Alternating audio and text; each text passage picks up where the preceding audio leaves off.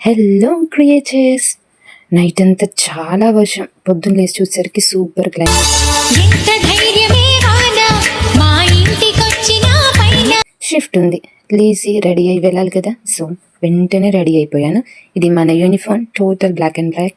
ఎందుకు వర్షం పడితే ఏ పని చేయాలనిపించదు. చిన్నప్పుడు కూడా స్కూల్కి వెళ్ళాలనిపించేది కాదు, ఇప్పుడు కూడా షిఫ్ట్కి వెళ్ళాలనిపించట్లేదు. But they are paying no, so వెళ్ళాలి కాబట్టి వెళ్తున్నాను. రోజంతా వర్షం. షిఫ్ట్ అయిపోయి ఇంటికి వచ్చాక ఏదైనా స్నాక్ చేసుకొని తినాలని క్రేవింగ్స్. ఏం చేద్దామా అని ఆలోచిస్తుంటే ఉన్నది ఒక్కటే శనగపిండి. What can we do with శనగపిండి? Yes, our favourite bajji or pakodi. So onion pakodi చేద్దామని ఫిక్స్ అయ్యాను. ప్రాసెస్ ఏంటో మీకు తెలుసు, బట్ నా మాటలో చెప్తాను వినేసి. శనగపిండిలో తోడ సాల్ట్, కారం, కొంచెం మసాలా అండ్ సోడా వేసుకొని ఆనియన్ కట్ చేసి దాంతో మాత్రమే ఫస్ట్ గట్టిగా కలుపుకోండి ఆ వాటర్ తోటి. ఆ తరువాత కొంచెం కొంచెం వాటర్ యాడ్ చేస్తూ పిండిని గట్టిగా కలపండి. జనరల్లీ అయితే చిన్నప్పుడు మా ఇంటి పక్కన అద్దమ్మ ఈ పకోడీ రెసిపీ చెప్తుంటే విన్నానన్నమాట. జనరల్గా గట్టిగా కలిపితేనే ఆ పకోడీ బాగుంటుందట హోటల్ స్టైల్లో. సో నేను ఈసారి అలా ట్రై చేశాను. కొంచెం వాటర్ యాడ్ చేసి గట్టిగా కలిపాను పిండిని.